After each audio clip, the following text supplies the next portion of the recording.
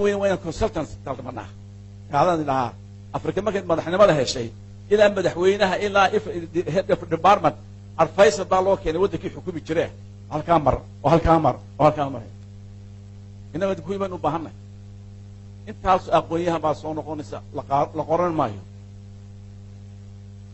waxa la yahay reeba baa hebel loo qoriyaa marka waxa weeye wax badan baa inaga qaldan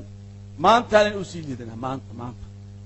idoo buug ka xalisaana Soomaalidu ma ka warwarsan leh toogo ma sii jiri kartaa ayaa maanta taagan Soomaaliland absolutely su'aasha jirta waxa weeye can we survive Somaliland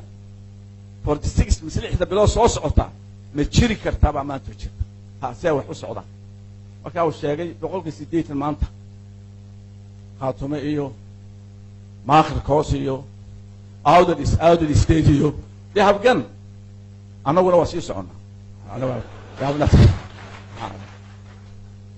absolutely Soomaaliya iyo Soomaaliya wada hadaladeeda literally waxa Soomaaliya ma jirto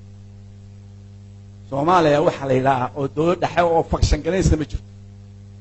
waa koox yar oo dawladda daanahooda ka dhamaysanayaan shidaalka ka saxeexo kalluunka ka saxeexo shan madaxweynaha jira shan mid kasta red carpet buu sitaa loo dhigaa moogtay halkii wax noqon lahayd inaga weeye chance haysan 20 sano Somaliland plan B male plan A waxa weeye ixtiraafkeena hela waanu halkaas aanu yeelaa ee ma doonayba weeye walaarti maanta maxamed yuusuf wuxuu ku hadlayay hala xasuuqu laha shalayto abdi waligaas wuxuu ku hadlayay maqlis wuxuu ku hadlayay laana waxa weeye jidku hadduu daciifo duriga ku diliya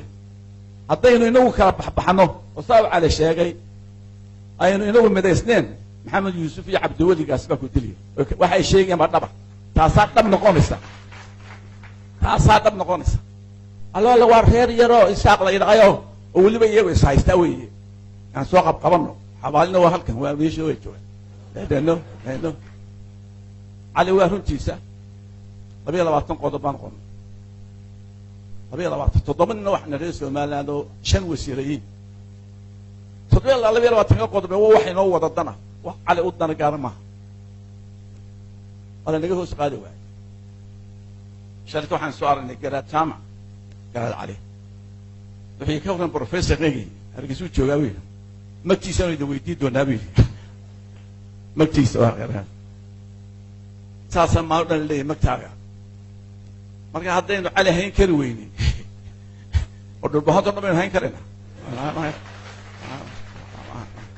هذين النبي يحملوا ويني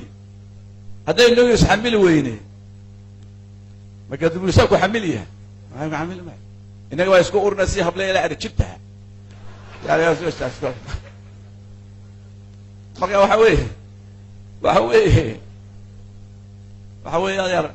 والله كونفشن كنت تروح علينا هاي ورميلو بربتامي كده وفي دلك بدبادينه حسب هو بربلاو كل مية ما أنت ما بتشريه دلك يبقى خطر كل شريه دلك أنا إذا كان ما أنت كان موسى صار كرسي جاي يعني كان عندك النلاقة قبط هذا هو اللي قالوه السلام عليكم ورحمة الله